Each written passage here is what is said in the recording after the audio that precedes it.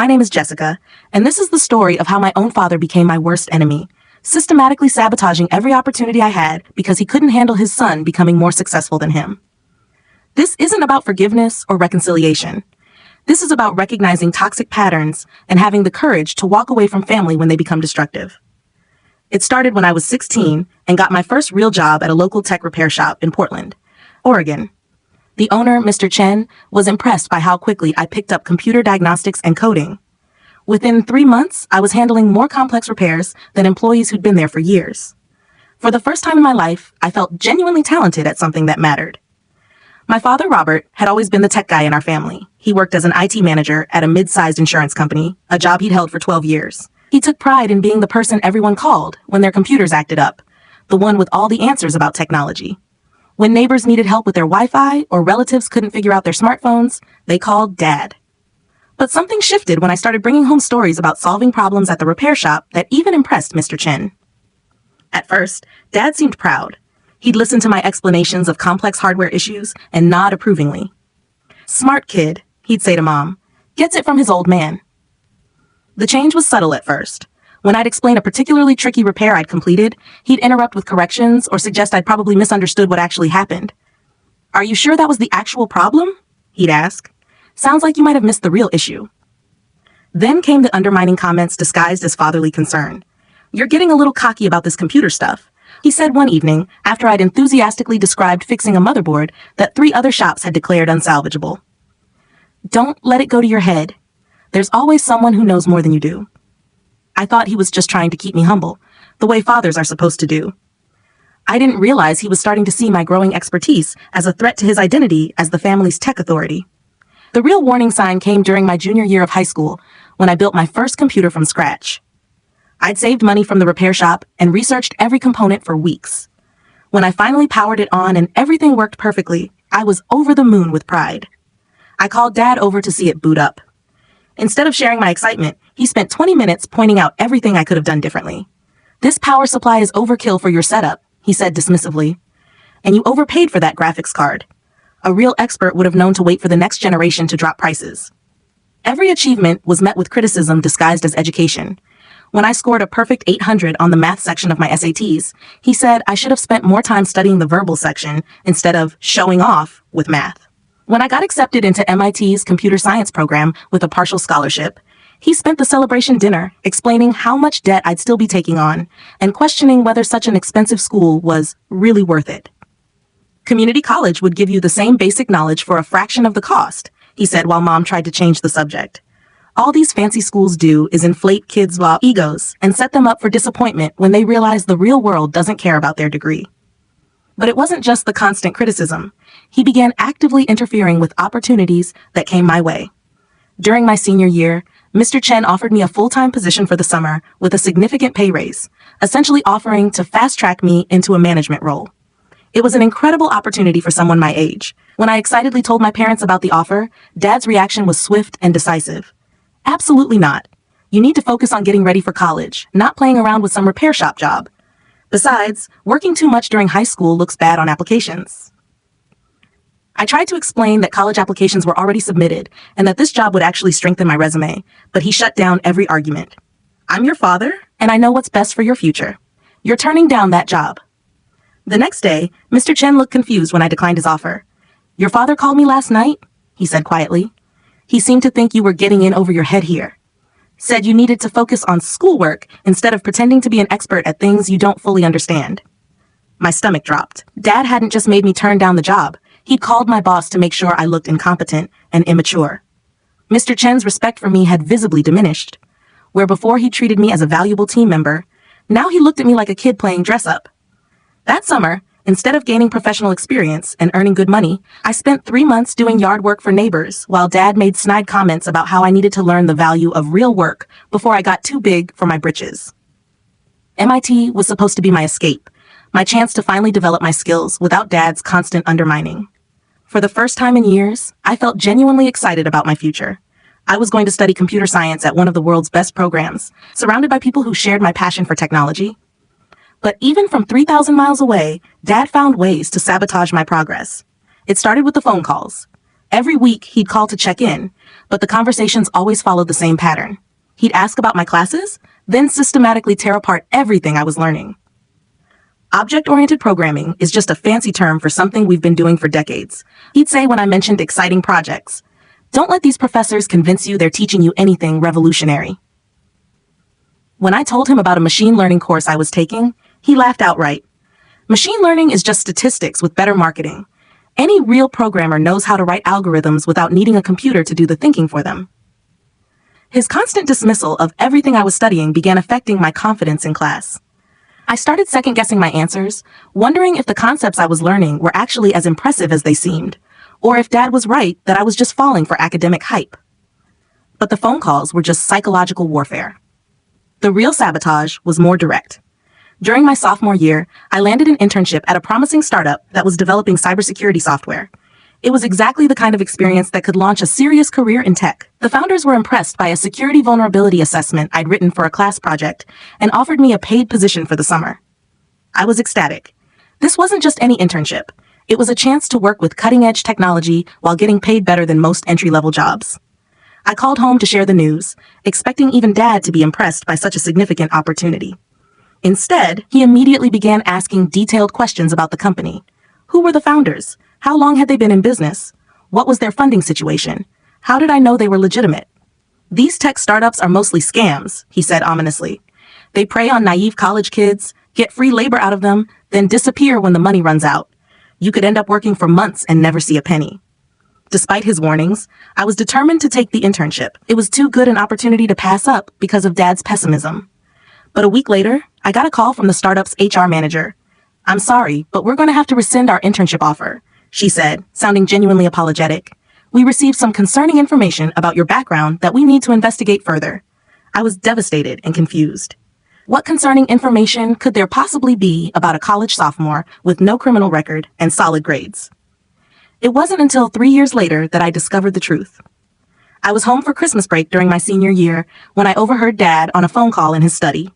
He was talking to someone about protecting kids from making career mistakes and mentioned calling that company that was trying to exploit my son. The pieces clicked into place with horrifying clarity. Dad had contacted the startup and told them something that made them withdraw their offer. I never found out exactly what he said, but it was convincing enough to make them question my character or abilities. That internship could have changed the trajectory of my entire career. Instead, I spent the summer working at a local computer store for minimum wage while Dad made comments about how I was learning valuable lessons about real work. The pattern continued throughout college. Every significant opportunity that came my way was met with Dad's interference. When a professor recommended me for a research assistant position, Dad somehow found out the professor's contact information and called to ask questions about the workload and time commitment. The position mysteriously became unavailable shortly after.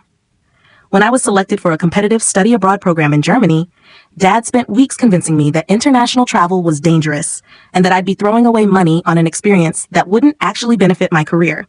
By the time he finished undermining my confidence, I'd withdrawn from the program. Each time, he framed his interference as parental protection. "I'm just looking out for you," he'd say. "I have more experience in the real world, and I can see red flags that you're too young to recognize." But I was starting to see the real pattern. Every opportunity he destroyed was one that would have given me experience, connections, or credibility that might surpass his own achievements. He wasn't protecting me from mistakes. He was protecting himself from being outshined by his own son. The breaking point came during my senior year at MIT. I'd been working on an independent study project with Dr. Sarah Kim, one of the leading researchers in artificial intelligence. My project involved developing a new approach to natural language processing that could potentially revolutionize how computers understand human communication.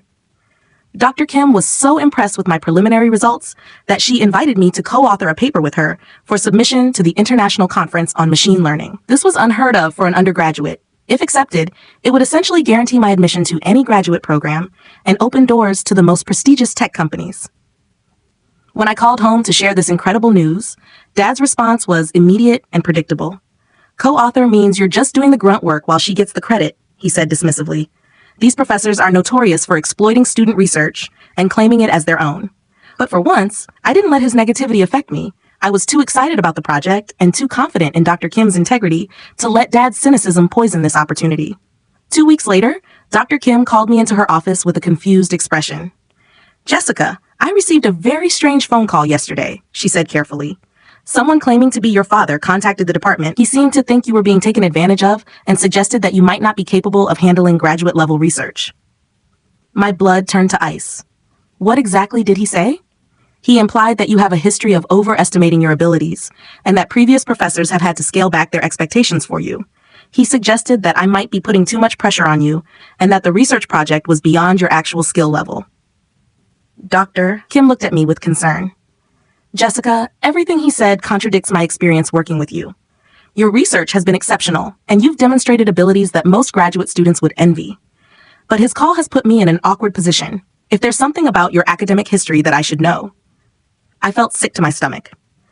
Not only had Dad tried to sabotage the most important opportunity of my academic career, but he'd done it in a way that made Dr. Kim question my integrity and honesty. Dr. Kim, everything I've told you about my academic performance is true. My father has a pattern of undermining my achievements because he feels threatened by them. I can provide you with my complete transcripts and contact information for every professor I've worked with if that would help. To her credit, Dr. Kim believed me. We continued with the research project, and our paper was eventually accepted for publication. But the damage was done. I could tell that Dr. Kim never fully trusted me the same way after Dad's call. She was supportive but cautious, always double-checking my work and asking more questions than she had before. That night, I called Dad and confronted him directly. How could you call my professor and try to sabotage my research project?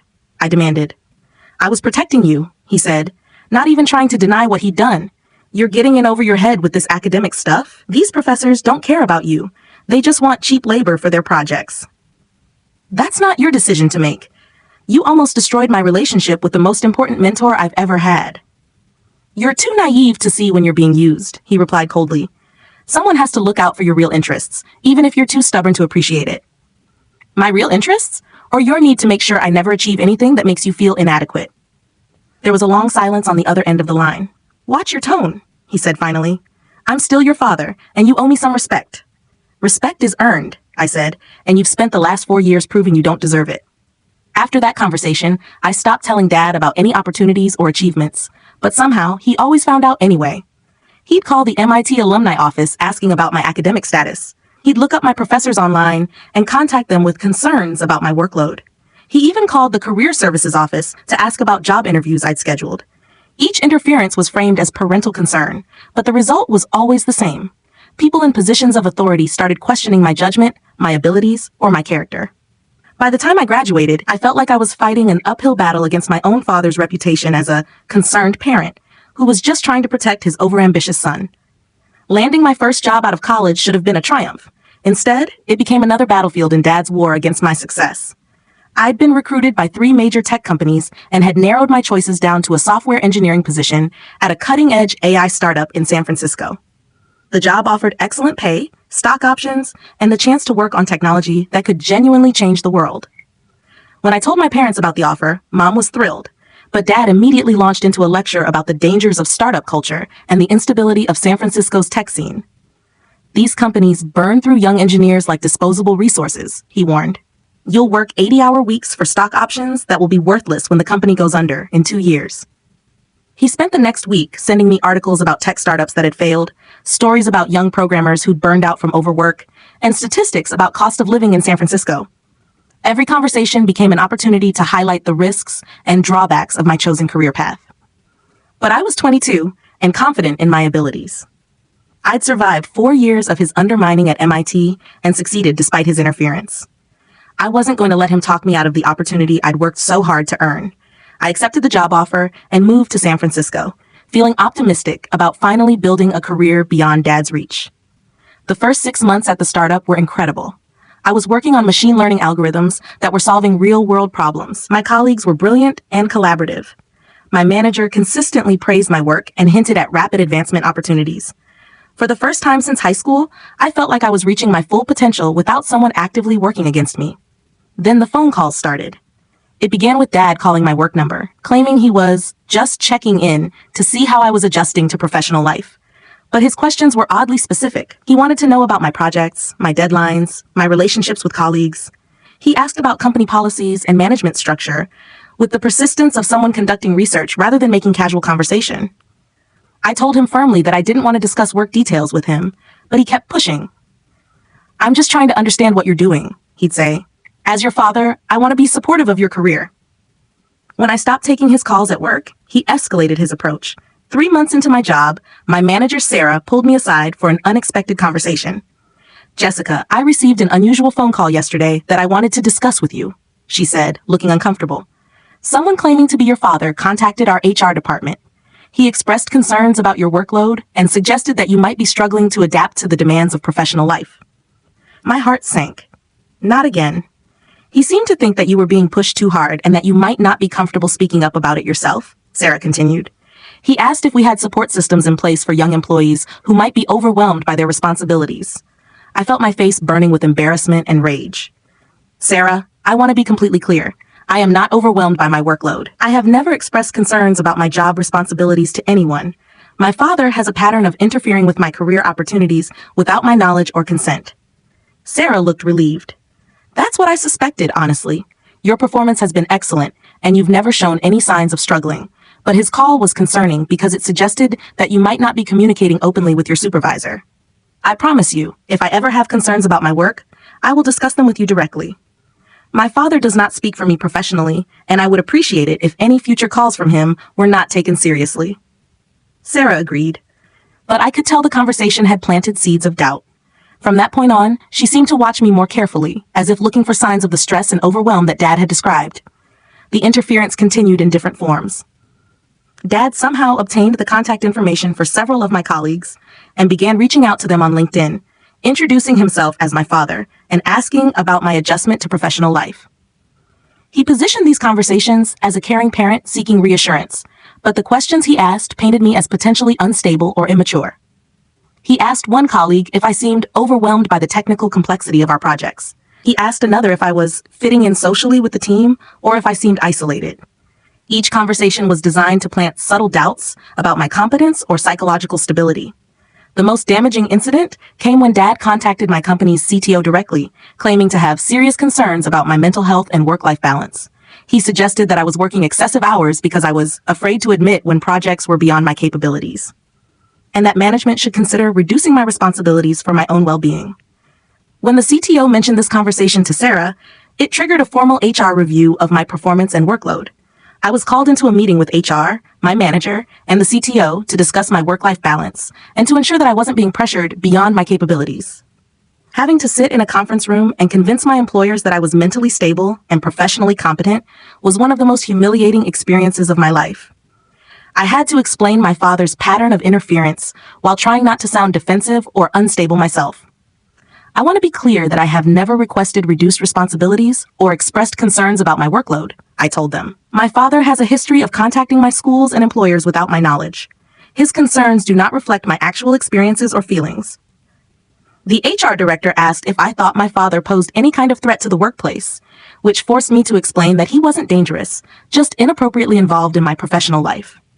By the end of the meeting, my employers seemed to understand the situation, but the damage was done. The dynamic had shifted, where before I'd been seen as a promising young engineer, now I was the employee with the problematic family situation. Every interaction was tinged with awkwardness and uncertainty. 3 months later, when a promotion opportunity arose, I was passed over despite having the strongest technical qualifications. My manager apologetically explained that management felt I might be dealing with too much personal stress to take on additional responsibilities. I knew immediately that Dad's interference had cost me the promotion. His supposed concern for my well-being had been weaponized to limit my professional advancement. That night, I called him and unleashed years of accumulated rage. "You cost me a promotion," I said without preamble.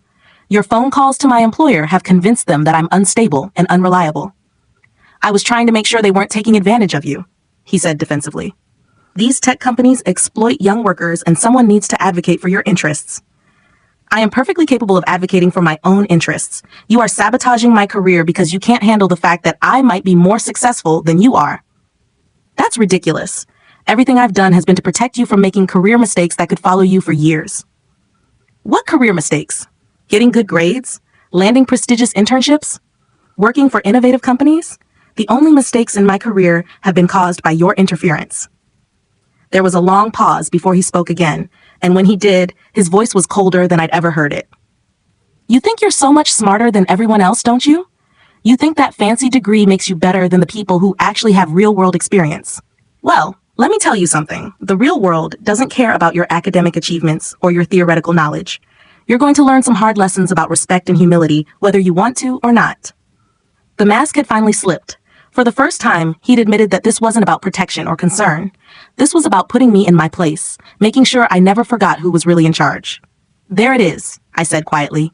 Finally, some honesty. You're not protecting me from anything. You're protecting your own ego from being threatened by your son's success. Watch your mouth, he snapped. I'm still your father, and you still owe me respect. I don't owe you anything, I replied. Respect is earned, and you've spent the last 6 years proving you don't deserve it. I hung up and immediately blocked his number from my work phone, but blocking his calls didn't stop the damage he'd already done to my reputation at the company.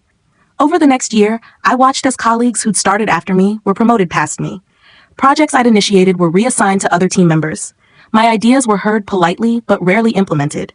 I'd become professionally radioactive, not because of anything I'd done, but because of my father's campaign to undermine my credibility.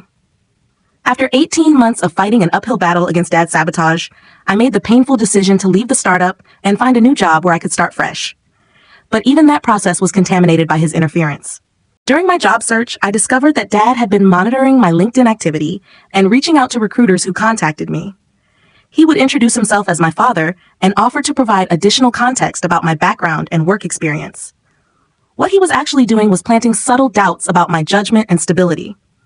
He'd mentioned that I had a tendency to jump into opportunities without fully considering the risks, or that I sometimes needed guidance to maintain perspective about my abilities. One recruiter was direct enough to tell me about Dad's call. Your father seems very concerned about your career choices, she said diplomatically. He suggested that you might benefit from a more structured work environment with closer supervision. I felt sick. Dad was essentially telling potential employers that I was immature and unreliable, that I needed to be managed more closely than other candidates my age.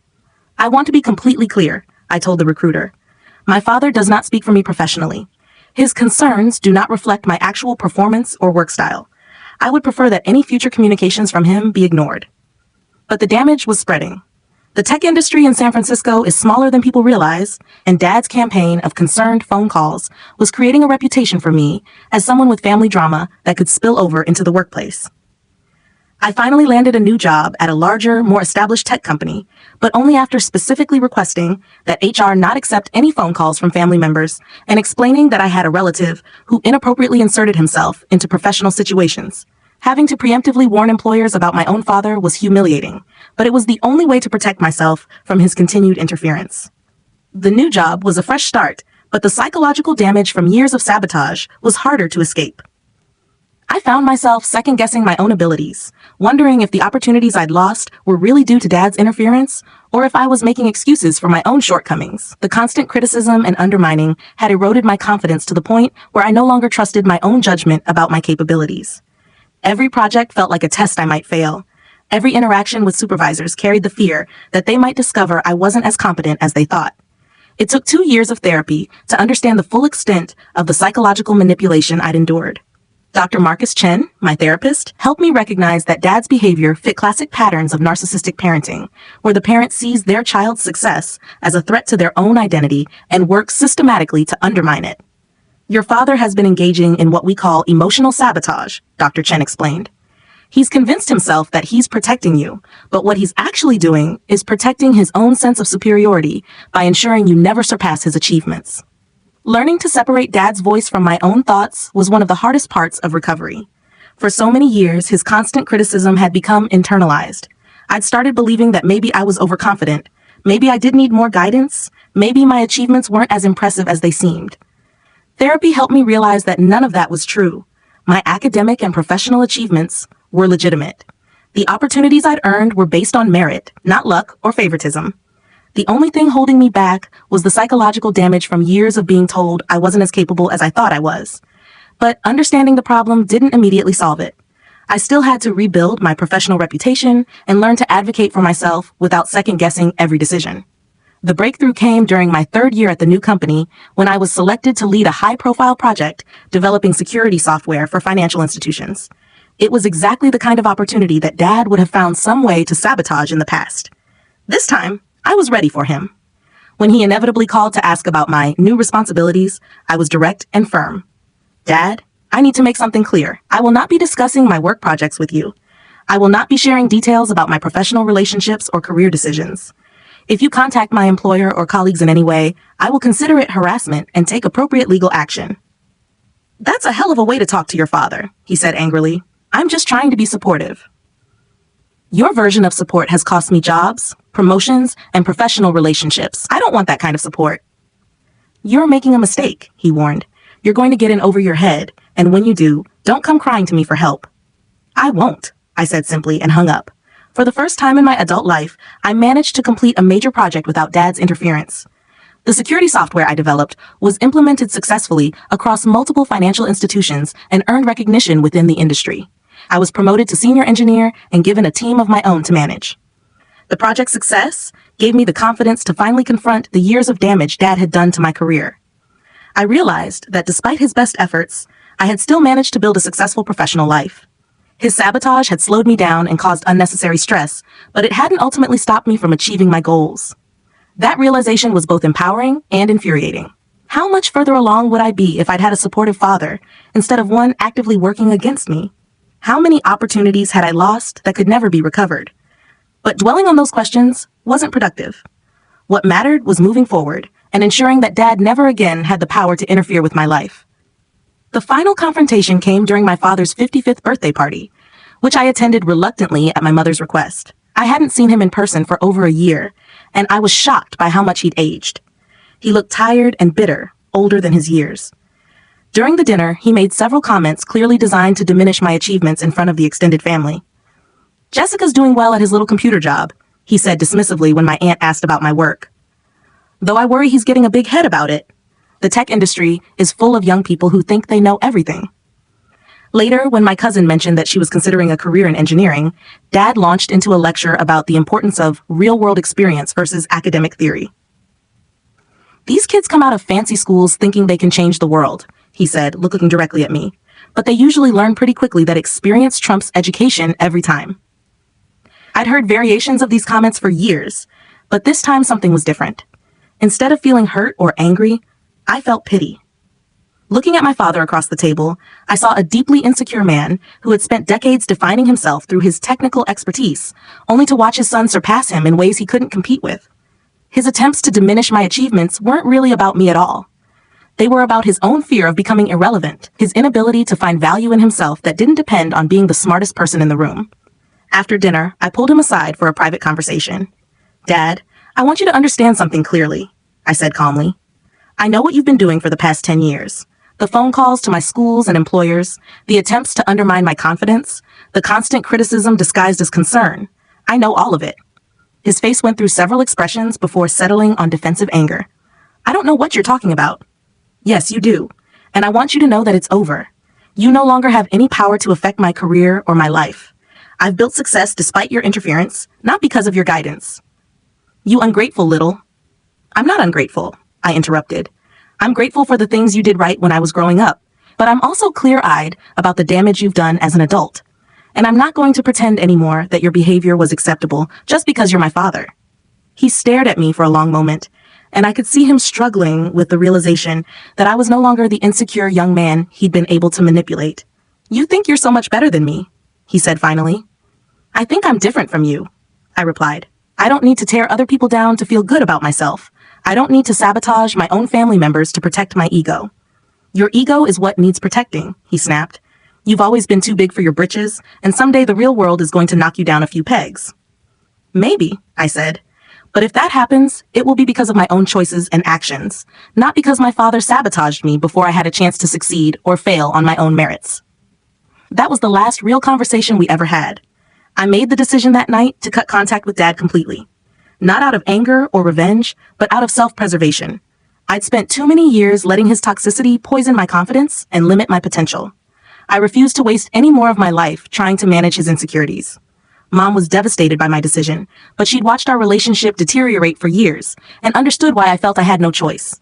I love your father, she told me, but I can't pretend I don't see how he treats you. I just wish things could be different.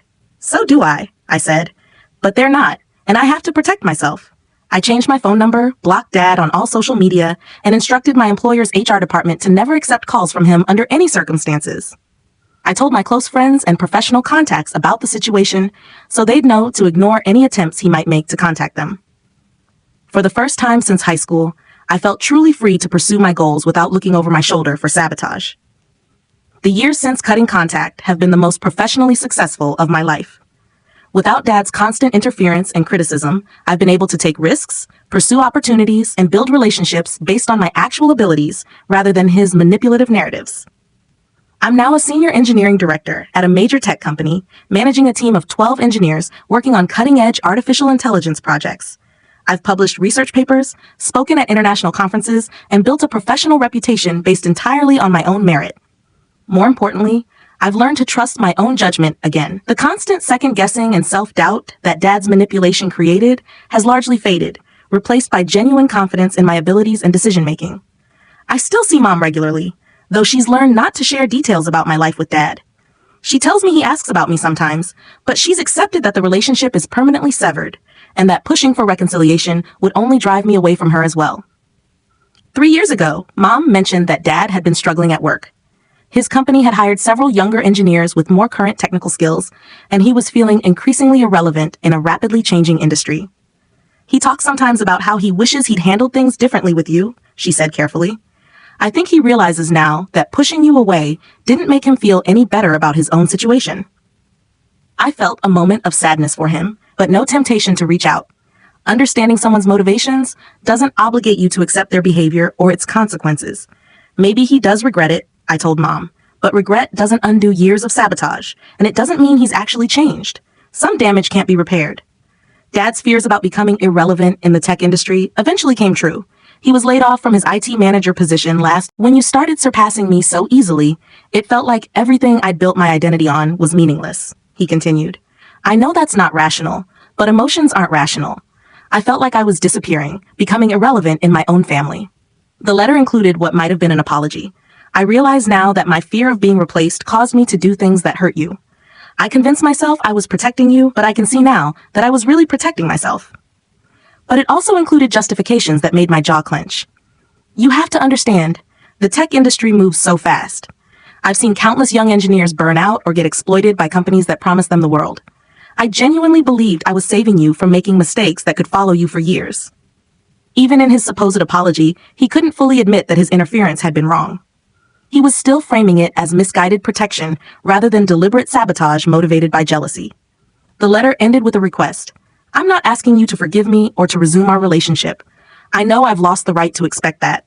But I would like the chance to explain myself in person, to have one honest conversation where I can tell you my side of things. After that, if you never want to see me again, I'll respect that decision. I read the letter 3 times, feeling a complex mix of emotions. Part of me was relieved that he'd finally acknowledged some responsibility for our broken relationship. But a larger part was frustrated by his continued inability to fully own what he'd done. The letter felt like another manipulation attempt, more sophisticated than his previous efforts, but manipulation nonetheless.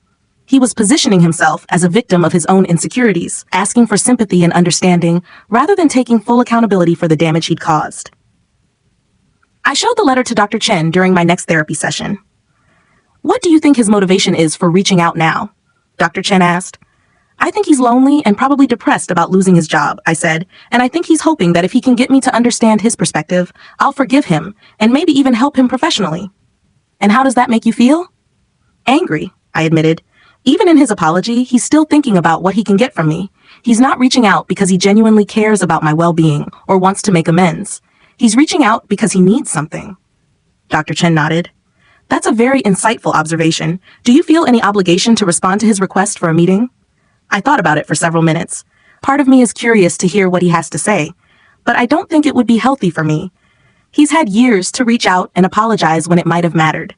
Doing it now, when he's the one who needs help, feels like more of the same self-serving behavior. What would you need to see from him to consider rebuilding any kind of relationship? Full accountability, I said immediately. Not explanations or justifications, but complete acknowledgement that what he did was wrong. Period. An understanding of the specific damage he caused to my career and my self-confidence, and evidence that he's actually changed, not just words. And do you think that's likely to happen? I shook my head. No. The letter proves he still doesn't really get it. He's still more focused on being understood than on understanding the impact of his actions. I decided not to respond to Dad's letter. Not out of cruelty, but because engaging with him would require emotional energy, I preferred to invest in positive relationships and professional growth. Instead, I doubled down on building the life I wanted. 6 months after receiving his letter, I was promoted again, this time to Vice President of Engineering. At 32, I was one of the youngest VPs in the company's history, overseeing a division of nearly 50 engineers working on next-generation AI systems. The promotion came with a significant salary increase, stock options that vested over 4 years, and the kind of professional recognition that Dad had spent years trying to prevent me from achieving. More importantly, it came with the satisfaction of knowing I'd earned it entirely through my own merit, without anyone else's interference or manipulation. I celebrated the promotion with my girlfriend Sarah, whom I'd been dating for 2 years. Sarah is a physician who understands the importance of setting boundaries with toxic family members. She'd had to cut contact with her own narcissistic mother several years earlier. "How does it feel?" she asked as we shared a bottle of champagne at our favorite restaurant. "Weird," I admitted. "Good, but weird. Part of me keeps waiting for someone to call and tell me there's been a mistake, or that someone complained about my qualifications." "That's your father's voice," she said gently. "He spent so many years undermining your confidence that you still expect sabotage, even when it's not coming." She was right. Even after years of therapy and professional success, I sometimes caught myself second-guessing achievements that were clearly earned. Dad's psychological manipulation had been so thorough that completely recovering from it was an ongoing process. "I wish I could tell my teenage self that it was all going to work out," I said. "That despite everything Dad did to hold me back, I was going to succeed anyway." "Maybe you can't tell your teenage self," Sarah replied, "but you can mentor other young people who might be dealing with similar situations." That conversation planted a seed that grew into one of my most meaningful projects. I started volunteering with a nonprofit organization that provides mentorship and career guidance to young people from difficult family situations. Many of the kids I work with have parents who undermine their achievements out of jealousy, fear, or their own unresolved trauma. Working with these young people has been incredibly healing for me. I can offer them the support and encouragement that I never received, helping them navigate family dynamics that threaten to derail their potential. One of my mentees, a brilliant 17-year-old named Alex, reminded me so much of myself at that age. Alex's mother constantly criticized his interest in computer programming, telling him he was wasting time with those stupid games and that he should focus on more practical career options. "She gets angry whenever I talk about coding projects," Alex told me during one of our sessions. "She says I'm just trying to show off and that I'm not as smart as I think I am." "That sounds familiar," I said. "What do you think might be driving her reaction?" Alex thought for a moment. "I think she's scared that I'll be successful in ways she never was. She dropped out of high school when she had me, and I think my achievements make her feel bad about her own choices." "That's very perceptive. And what can you do with that understanding?" "I can stop trying to get her approval for my goals," he said slowly. "I can pursue what I'm passionate about regardless of what she thinks." "Exactly. You can't control her reactions, but you can control your own choices and responses." Over the course of our mentoring relationship, I watched Alex develop the confidence to apply to competitive computer science programs, despite his mother's discouragement. When he was accepted to several top universities with substantial scholarships, his mother's response was predictably negative. "She said the schools only accepted me because they need to fill diversity quotas," Alex told me, his voice heavy with disappointment. "She said I'll probably flunk out within a year because I'm not really college material." "How did that make you feel?" I asked. Hurt, but not surprised. And not like she was right, which is progress. It was progress. Alex had learned to separate his mother's toxic voice from his own sense of self-worth, a lesson that had taken me much longer to master. Watching young people like Alex succeed despite family sabotage has reinforced my belief that cutting contact with Dad was the right decision. Some relationships are too damaged to repair, and some people are too committed to their destructive patterns to change. But it's also shown me that the cycle doesn't have to continue. The young people I mentor are learning early to recognize manipulation and protect their own potential. They're building the boundaries and self-advocacy skills that will serve them throughout their lives. 2 years after receiving Dad's letter, I learned through Mom that he'd finally found employment, working as a technical support specialist for a small software company. It was several steps down from his previous management role, both in terms of responsibility and pay, but it was steady work in his field. "He seems more humble now," Mom told me during one of our monthly phone calls, more willing to listen to other people's ideas instead of always thinking he knows best. "That's good for him," I replied, and meant it. I didn't wish Dad any ill will. I just wanted him to stop being a destructive force in my life. He still asks about you sometimes, Mom continued carefully. Not in a pushy way, just wondering how you're doing. I'm doing very well, I said. I hope he's finding some peace with his own situation. And I did hope that. Not because I had any interest in reconciling, but because his peace and my peace were separate things. I didn't need him to suffer for me to be happy, but I also didn't need him to be happy for me to thrive. That distinction, understanding that his well-being and mine were independent, marked an important milestone in my recovery from years of his manipulation. For too long, I defined my success in opposition to his efforts to undermine it. Learning to pursue my goals without reference to his opinions or actions was the final step in truly freeing myself from his influence. Today, as I write this, I'm 34 years old and genuinely happy with the life I've built. Sarah and I bought a house together last year in Portland's tech corridor. I'm being considered for a chief technology officer position at a Fortune 500 company. I have strong friendships, a fulfilling relationship, and meaningful work that challenges me every day. More importantly, I have peace. I no longer look over my shoulder for sabotage or second-guess my achievements. I've learned to trust my own judgment and advocate for myself without apology. The young man who spent years trying to win his father's approval while dodging his interference is gone, replaced by someone who defines success on his own terms and pursues it with confidence. I still see a therapist occasionally, mainly for tune-ups and to process new challenges as they arise. But the deep work of healing from Dad's psychological manipulation is largely complete. Sometimes people ask if I regret cutting contact with him, especially as he ages and becomes more vulnerable. The answer is no. I made that decision from a place of strength and self-preservation, not anger or revenge. It was the right choice then, and it remains the right choice now. Family relationships should enhance your life, not diminish it. They should provide support and encouragement, not constant criticism and sabotage. When family members can't or won't fulfill that basic function, protecting yourself by limiting or ending contact isn't cruel. It's necessary. I've learned that loyalty to family doesn't mean accepting abuse or tolerating behavior that undermines your well-being. Real love wants the best for people, even when that means holding them accountable for their actions. Dad chose competition over collaboration, sabotage over support, manipulation over honest communication. Those choices had consequences, and experiencing those consequences is the only way he might ever learn to make different choices in future relationships. My story isn't unique. Millions of people deal with family members who see their success as a threat rather than a source of pride. The specifics vary. Narcissistic mothers who compete with their daughters, fathers who undermine their sons, siblings who sabotage each other out of jealousy. But the pattern is the same. If you're reading this and recognizing similar dynamics in your own life, I want you to know that you have options. You don't have to accept toxic behavior just because it comes from family. You don't have to sacrifice your own potential to manage someone else's insecurities. Setting boundaries, limiting contact, or even cutting ties completely with destructive family members isn't giving up on love. It's choosing to love yourself enough to demand better. The people who truly care about you will want to see you succeed. They'll celebrate your achievements, support your goals, and protect your dreams rather than undermining them. Anyone who sees your success as their failure, your growth as their diminishment, or your happiness as their threat doesn't have your best interests at heart, regardless of their biological relationship to you. Trust your instincts. Protect your potential. Build relationships with people who enhance your life rather than diminish it. And remember, the family you choose can be more powerful and supportive than the family you were born into. You deserve to be surrounded by people who see your success as something to celebrate, not something to sabotage. Don't settle for anything less.